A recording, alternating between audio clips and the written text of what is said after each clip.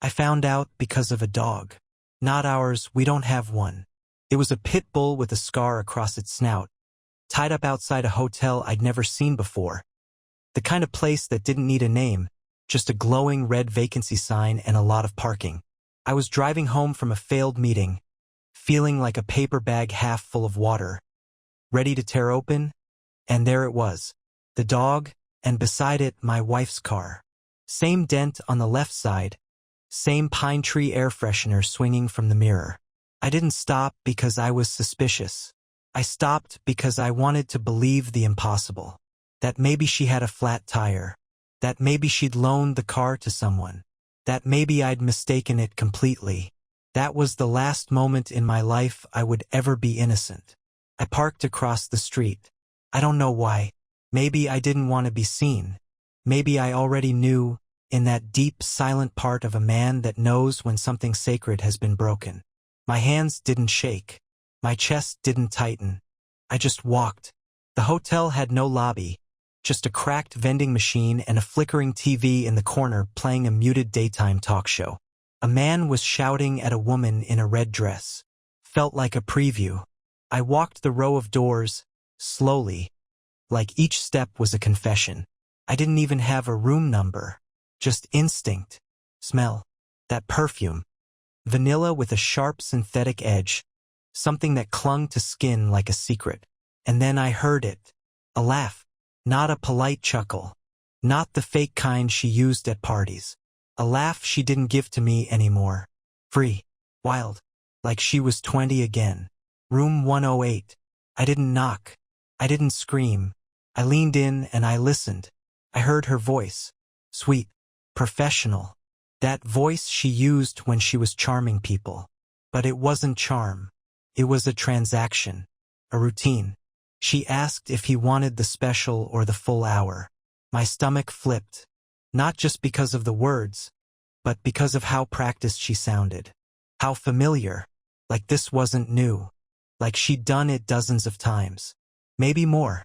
I stepped back from the door. My heart didn't pound, it burned. It was like realizing the fire alarm wasn't a drill, and you'd been sleeping through it for years. She opened the door 3 minutes later. Wearing a red jacket she'd told me she donated to Goodwill. Her face fell when she saw me, but not in shock. It was annoyance. Like I was late picking her up from yoga. Seriously? She said. That's it. That's what she opened with. Not panic. Not guilt. Not even a fake apology. Just that sharp, clip tone she used when I forgot to take the trash out. I said her name. Once. Quietly. And she rolled her eyes. She actually rolled her eyes. And then, like I just interrupted a phone call, she stepped outside, pulled the door mostly shut behind her, and hissed, "What are you doing here? What are you doing here?" I asked. My voice sounded strange to me, like it belonged to someone older, someone who'd seen war. She looked over her shoulder, checked if the guy inside was listening, and then said the line that broke the world in half: "If you wanted a real woman, you should have paid for one like everyone else." I didn't say anything. I couldn't. Because in that moment, she wasn't my wife. She wasn't even someone I recognized. She was a character in a life I didn't sign up for. And somewhere behind that door, a man was putting his shoes back on. She walked past me. Didn't cry. Didn't beg. Just muttered something about explaining later and got into her car. Drove off without looking back. I stood there for a long time. The pit bull barked once, like it had something to add. And I just stood there, in the parking lot of a no-name motel, realizing my entire marriage had been built on a script someone else wrote for me, and I'd been reading it like it was gospel. But that's not the worst part. The worst part is what came after. And if you think the story ends with heartbreak and healing, you don't know what a man is capable of when everything he believed in is turned into a lie with lipstick on it. I didn't go home that night. I drove. 4 hours.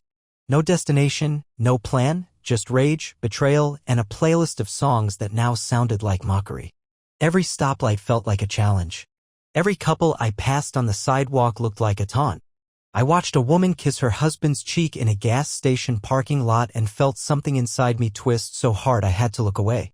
I ended up at my friend Tyler's place. We've been friends since college. He's the kind of guy who drinks straight bourbon on a Tuesday and keeps a baseball bat by the door, not because he's paranoid, but because he enjoys being prepared for bad decisions. When he opened the door and saw my face, he didn't ask what happened. He just stepped aside, handed me a glass, and said, "Talk." I told him everything. The motel. Her words. The voice she used that wasn't hers anymore. The way she walked past me like I was the one who needed explaining to. Tyler sat there in silence, his jaw tightening with every detail. When I was done, he didn't offer comfort. He didn't say it would be okay. He said, "You need to find out how deep this goes." And that's when the idea took hold. Not revenge, not yet. Just clarity. I needed to know. I needed to see the full picture, no matter how ugly it got. Because something about how easily she brushed me off, how smooth she was in that moment, it didn't sit right. This wasn't a one-time thing. This wasn't some midlife crisis fantasy. This was an operation. So I started digging. I knew her laptop password. She never changed it, same one since 2017. I waited until she left for her morning run the next day. She never used to run. That started 6 months ago, right after she joined that women's empowerment group that had no website and met at random bars. The laptop was a gold mine.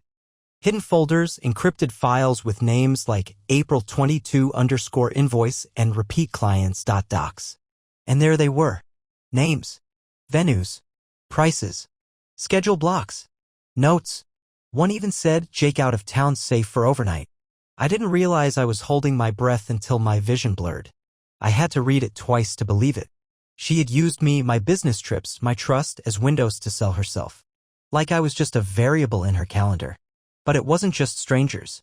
There was a name I recognized. Kevin, my former boss. A man I had once invited to dinner in my home.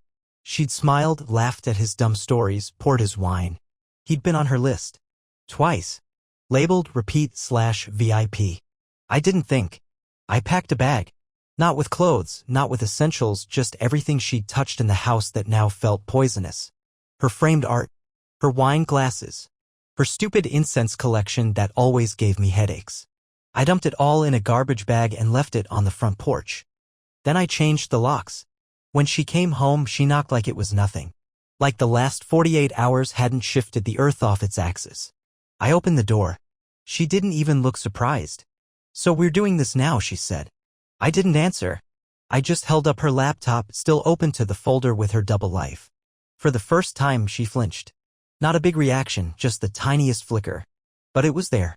And it was enough. "You went through my stuff," she said, like I just violated her privacy. "You were booking out your body like it was a goddamn Airbnb," I said.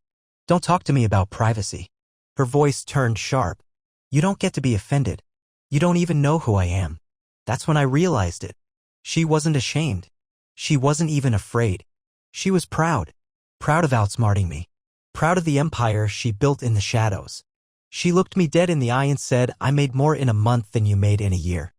And I didn't have to beg clients or kiss ass to get it. It wasn't about the money. It was about power." She liked it. The control. The secret. The double life. She thrived on it. And that's when the switch flipped inside me. The heartbreak collapsed into something else. Something colder. Sharper. She had her secret world. Now I would build mine. And mine would be louder. I didn't sleep. Not even a minute. Sleep felt like a weakness, like letting her win one more time, even in silence. I sat at the kitchen table with the folder open, every file staring back at me like a witness. Names, amounts, times, locations. She kept records like a damn accountant. Color-coded, categorized, optimized. The efficiency would have impressed me if it hadn't turned my entire life into a humiliating side note. But it wasn't the records that pushed me over the edge. It was the videos. Buried deep in a folder called samples were short clips, faces blurred, voices altered, but I knew her walk, her voice, even masked. This wasn't just a fling. It was a performance. A curated gallery of her second self. A self that had no space for me in it. No guilt. No apology. She had erased me from her world without even deleting me from the Wi-Fi. That morning, I started with Kevin. I drove to his office. Not because I wanted to confront him. Because I needed to see him. I needed to understand what kind of man pays another man's wife for a night, then smiles at that same man across a conference table like everything's normal. He didn't notice me at first. I waited by the elevator, arms crossed, watching him walk out of the building like he hadn't helped tear a marriage to shreds. When he spotted me, he froze. Not scared, just uncomfortable.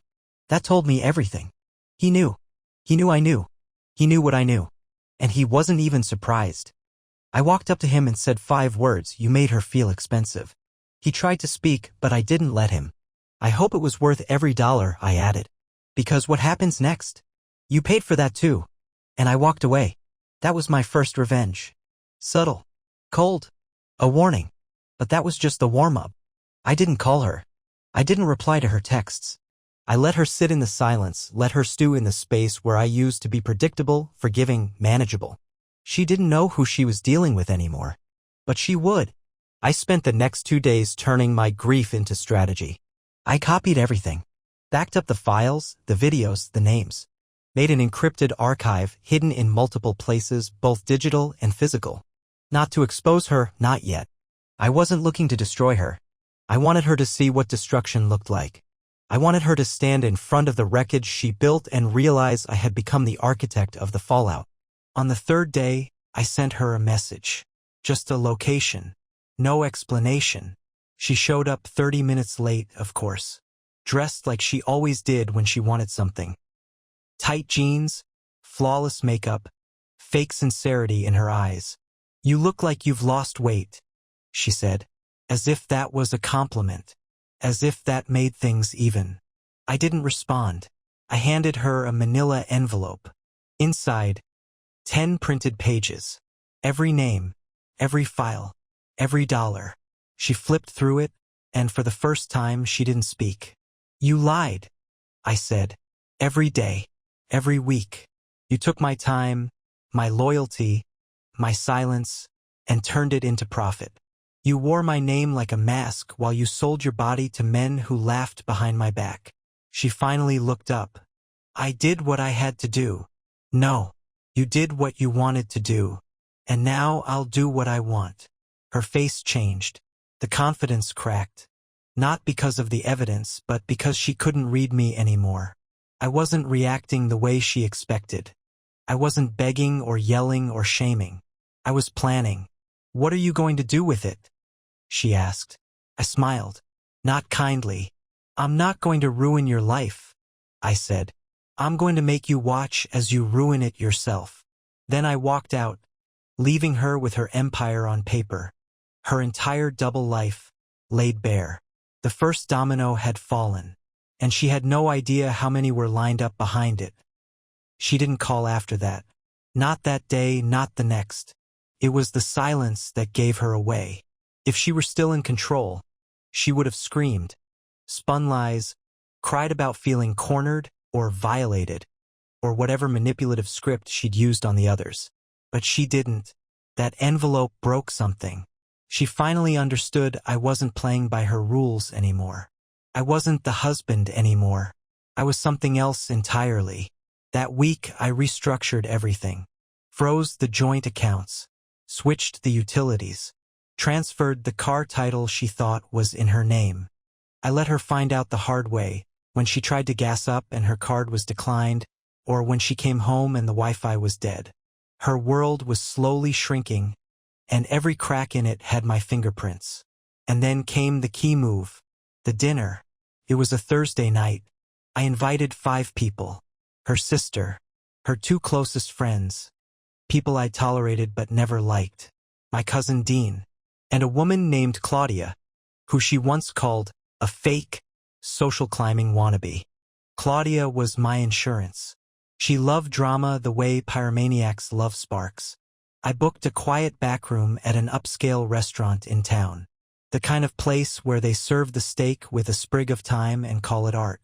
The kind of place where people sit up straighter and pretend to be better than they are. She showed up because she thought it was an intervention. Maybe she thought it was a pity party.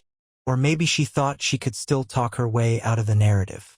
She wore black, like she was mourning. Like she was the victim.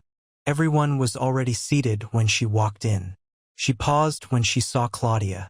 That flicker in her eye. Discomfort. Not fear. Not yet.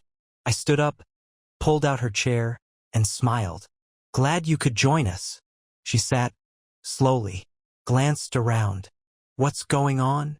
I tapped the wine glass gently with my fork. What's going on? I said. Is a toast, and I raised my glass. To new beginnings, to old truths, and to the clarity that comes when the curtain finally drops. Claudia smirked. Dean looked at me like he already knew something unholy was about to happen. Her sister stiffened. And then I laid it out. I didn't raise my voice. I didn't dramatize. I told them everything as if I were reading off a menu. Her secret job, the clients, the ledger, the videos, the hotel routines, the lies layered like coats of cheap paint. And I ended with this, and while she was hosting charity fundraisers, she was also scheduling business appointments in the same calendar, just color-coded differently. She didn't say a word, not even to deny it. Her friends' faces twisted into disgust and fascination. Her sister looked like she might cry. Claudia? She looked like she'd won the lottery. But that wasn't the real blow. The real blow was what I handed each of them before dessert, a flash drive. No files. Just one thing. Her face in that motel hallway. My hidden phone camera had caught it all, the shrug, the dismissiveness, the line that played in my head every night since, if you wanted a real woman, you should have paid for one like everyone else. That was when she snapped. She stood up so fast her chair screeched across the floor. Her voice finally came back, and it was venom. You think you're clever? You think humiliating me makes you a man? You think they care? She pointed at her sister, who looked away. They have secrets too. Everyone does. Don't pretend you're better than me. I let her finish. And then I said, the difference is they didn't sell their dignity and call it empowerment. She left. Stormed out shaking. And no one followed her. They stayed. Ate dessert. Asked questions. Whispered. I sat there, surrounded by the people she once held power over, and watched her entire social circle disintegrate behind her like ash. And that was only the public phase. The private one was coming next. She tried to spin it, of course. 2 days after the dinner, she went online. Not on her main socials, she knew better than to stain her carefully curated public image. No, she used her side accounts, the ones she kept hidden even from friends. The ones with usernames that didn't include her name, only vague quotes about freedom and self-worth. There she posted half-stories. Hints. Cropped photos of herself crying, captions like, sometimes people are more in love with control than love itself. Passive-aggressive poetry for an audience that didn't know the script but applauded the performance. But I wasn't watching her anymore. I was moving on to him. His name was Charles. Early 40s. Expensive taste. Liked cigars, overpriced whiskey, and other men's wives. He was the highest-paying name in her list. Labeled, regular, pays extra for quiet. He was married, with 2 daughters. Churchgoer. Local business owner. The kind of man who donates to school fundraisers and likes every post his wife makes about their anniversary. I didn't want revenge on him. Not exactly. I wanted him to feel what I felt. To taste the same poison he helped her serve. So I sent his wife a letter. No digital trace. Just a handwritten envelope couriered directly to her boutique. Inside was one of the videos watermarked with his face blurred but his watch clearly visible. A Rolex he posted on Facebook the week he bought it. In the footage, my wife says, "You're always so generous, Charles. Same time next week." That's all it took. I didn't hear back, didn't need to. But 10 hours later, my phone lit up with a single unknown number. No text, just a photo. A smashed Rolex, covered in red wine, lying on a marble countertop with a note beside it. Hope this buys you a little closure. I didn't smile. I didn't feel satisfaction. I felt balanced, like a weight had been measured and returned. She broke something in me. I was just returning the favor, one crack at a time.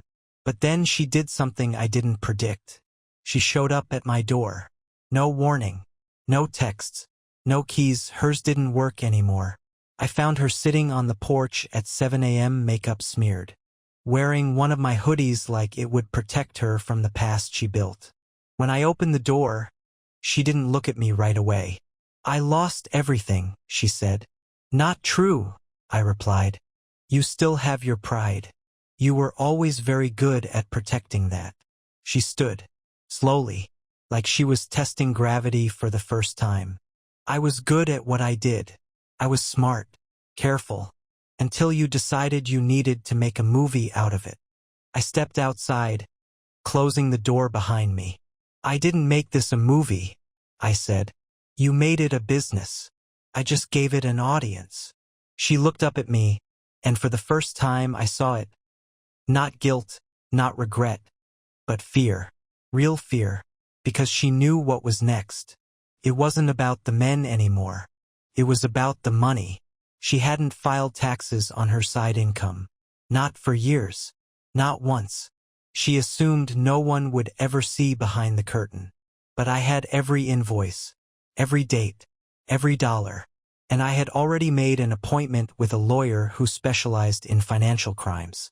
Not to ruin her, to remind her that some choices don't fade, they compound. She whispered, "You wouldn't." I said nothing. She left without another word. That was the last time I saw her in person. But the last time she heard from me was still coming. And it would echo. She always thought she was smarter than the storm. That was her flaw. She believed chaos was a ladder she could climb, not a wave that could drown her. She lived her whole life just ahead of consequence, never imagining it could catch up. But consequences don't knock. They invade. The letter to the IRS was simple. Factual. Nothing vengeful, nothing embellished. Just a neatly organized file folder, printed and mailed. Her unclaimed income, her fake LLC, her undeclared appointments. I attached a note, in case you're interested in where a few $100,000 disappeared to. No need to thank me. A week passed. Quiet. Too quiet. Then 3 things happened within 48 hours.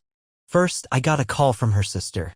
She'd heard through a friend that my former wife, legally now, thanks to expedited filings and a very aggressive attorney, was being investigated.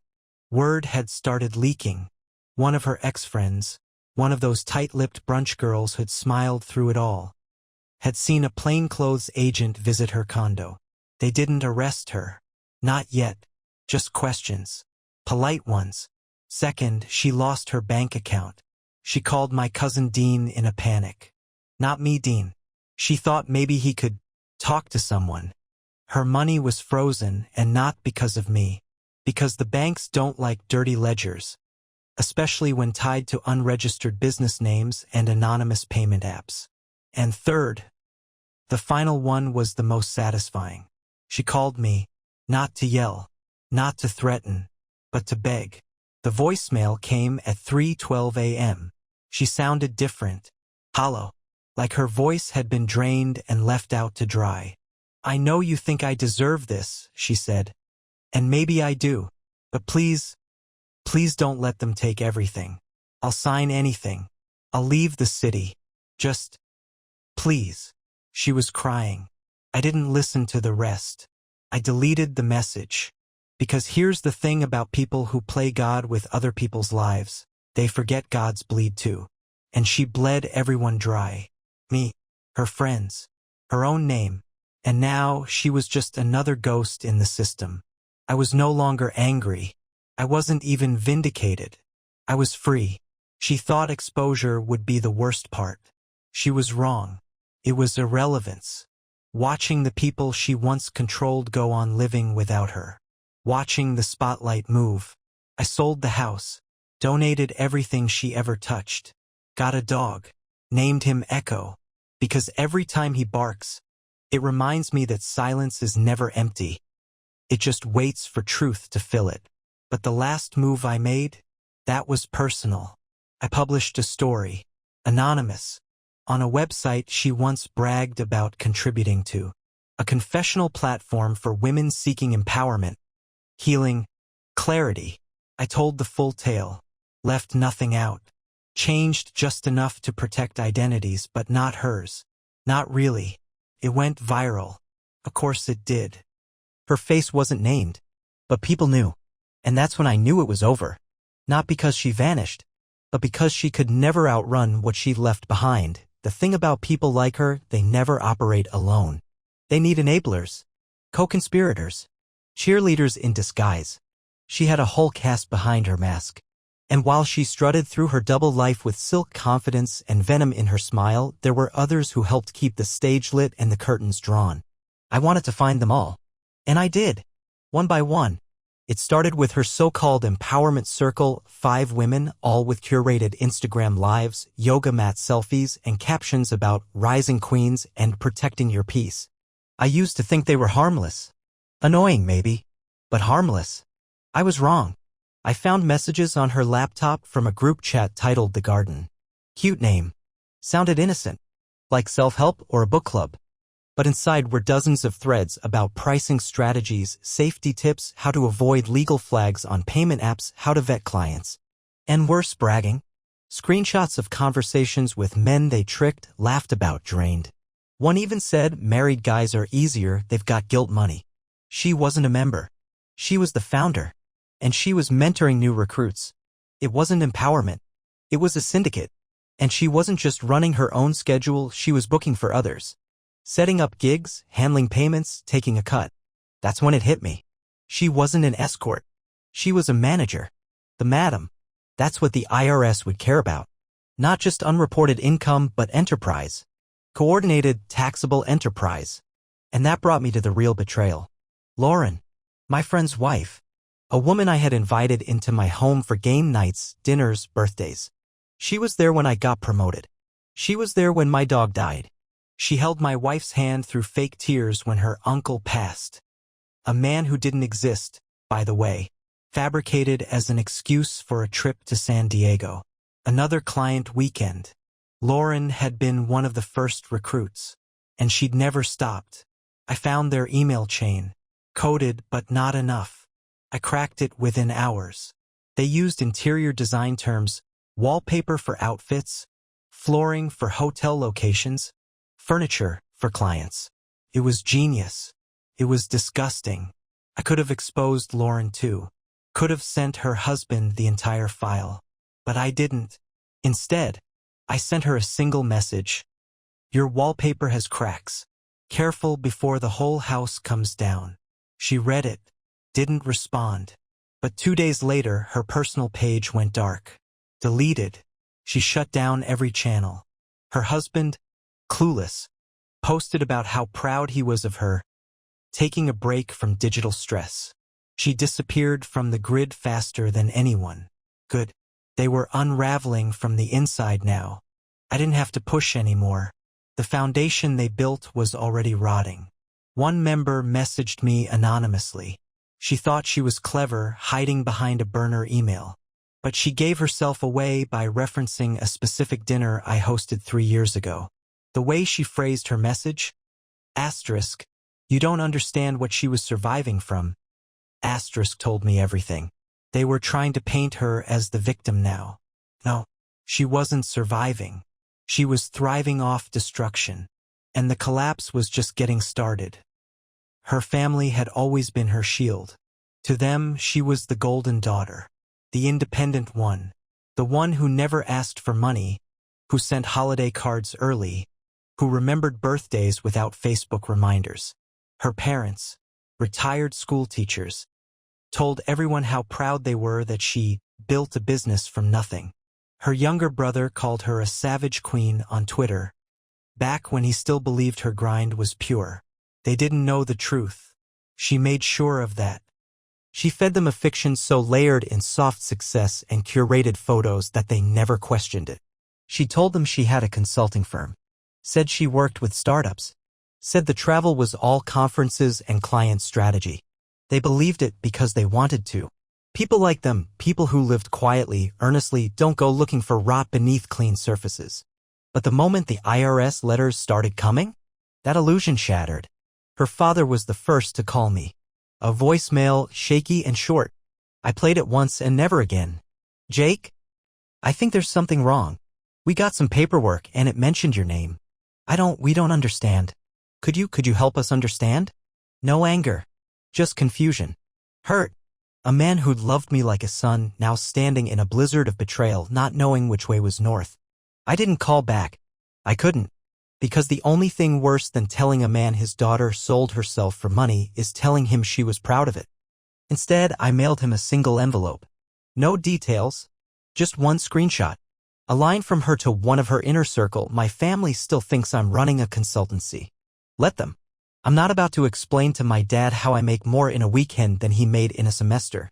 That was the moment her entire support system fractured.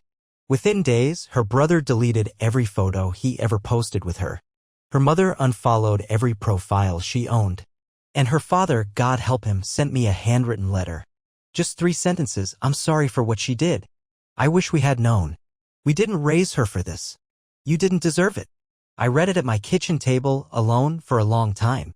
Not because it changed anything, but because that man didn't deserve what she did either. She called that night. Not to beg this time. To scream.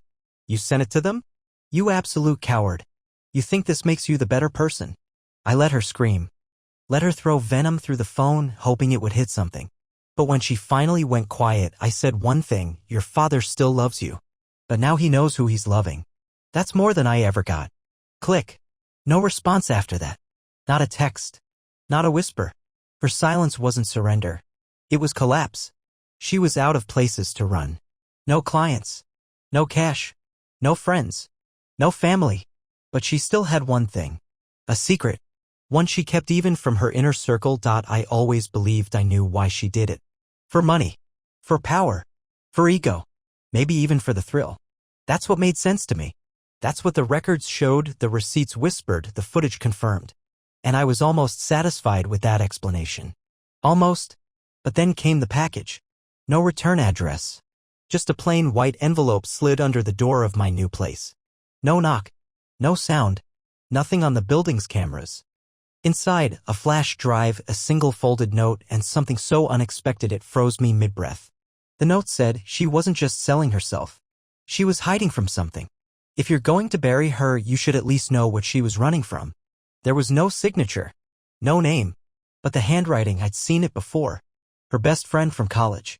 The one she'd ghosted 2 years ago after some fight I was never told about. The one she said lost her mind and turned bitter. A woman who had vanished from all her feeds. Now I knew why. I loaded the drive. There were documents. Old, grainy scans. Legal reports, school transcripts, one medical record, and then one name that didn't belong. Vanessa Claire Harper. I'd never heard it before. But it was her. Her name wasn't real. Not legally. Not originally. She changed it at 22, right after dropping out of college, right before moving to our city. A complete identity wipe.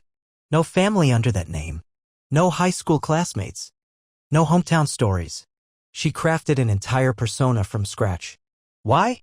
Because of what came next. I found a court case buried in the records. Dated 12 years ago.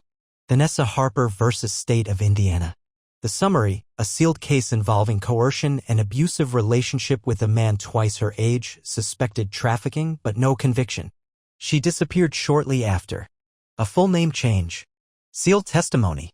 A life scrubbed clean. She wasn't running towards something. She was running from someone. And maybe, just maybe, she turned into what once hunted her. Learned the rules of control. Rewrote her own narrative, this time as the one holding the leash. It changed everything. But it didn't excuse it. Because pain doesn't give you a license to hand it off to someone else. You survive hell fine, but you don't get to drag someone else into the fire and call it survival. All this time, I thought she was the villain because she was cruel. But she was cruel because cruelty had once been her shield. And now that shield was gone. I drove 5 hours to a small town on the edge of Indiana. Found the diner from the court file. Spoke to a waitress who remembered her. Said she used to work there, quiet girl, never smiled, always wore long sleeves, even in July. She left one night and never came back. She asked if I wanted to leave a message, just in case she ever returned. I said no. Because the woman who worked there is gone. Buried under layers of ambition, control, and lies. She didn't just betray me. She became someone else to do it. And now? Now she had one final thing to face. She showed up at my doorstep 3 weeks after that last call. No announcement. No theatrics. No performance left to give. Just her, whatever pieces were left of her, standing there with a worn duffel bag and eyes that looked older than her face. I didn't speak. She didn't ask to come in. We stood there in silence, the air between us thick with all the words we'd weaponized, all the truths we had buried under performance and pride. Finally, she said, "You know everything, don't you?" I nodded once. She looked down at her shoes, like they'd been carrying her since she left the wreckage behind. I thought if I became someone new, it would erase everything that came before. I thought control was the only way to survive. She looked up at me then, no makeup, no armor, no mask. For the first time since this began, she looked like a person instead of a performance. "I thought you were safe because you were kind," she said. "I didn't think kindness could hurt. And I didn't think love could lie," I answered. "But here we are." She didn't cry. She didn't beg. She just stood there like a soldier on the edge of surrender. But I didn't invite her in. I couldn't. Because even if she'd peeled back her skin and handed me her heart, the trust was dead. Buried under the weight of what she'd done. Not just to me, but to herself. "You ruined me," I said, not with anger, but with truth. "And then you tried to rewrite the story like you were the one bleeding." She nodded. Slowly. "I did." There was a silence. Heavy. Absolute. Then she reached into her bag and pulled out a stack of papers. A confession. Signed. Notarized. Every detail of her operation. Names. Numbers. A timeline. A full accounting of her side business. Enough to end whatever remained of her shadow empire. "I'm done," she said. "I can't outrun it anymore." I took the file. I didn't open it. "What do you want from me?" I asked. She shook her head. "Nothing. Not anymore." She turned to leave. No drama. No last word. But just before she stepped off the porch, she paused. "If you ever decide to forgive me, don't. Just forget me instead." And then she walked away. No car. No taxi. Just footsteps down the street until she vanished. I never saw her again. The file? I never turned it in. I didn't need to. Her empire had already crumbled from within. The IRS investigation swallowed what was left. Her friends turned on each other. Her name disappeared from social circles like it had never mattered. She erased herself in the end. And me? I rebuilt. Slowly. Quietly. I didn't find love again right away. But I found peace. And then, eventually, something like hope. People ask me if I regret how far I went. How deep I cut when I turned her world inside out. And my answer? No. Because she didn't just cheat on me. She built an entire life on top of me. She hollowed out the truth and sold it in pieces, smiling while she watched me live in the shell of something sacred. And when I finally took back the story, when I made her face everything she buried, that wasn't revenge. That was justice. So if you're out there, in a similar storm, wondering if you're crazy, or dramatic, or wrong to dig deeper, you're not. The truth is there. And when you find it, don't flinch. Dig it out. Hold it up. Let it burn. Because in the end, it won't just light your way out. It will burn down everything you never needed to begin with.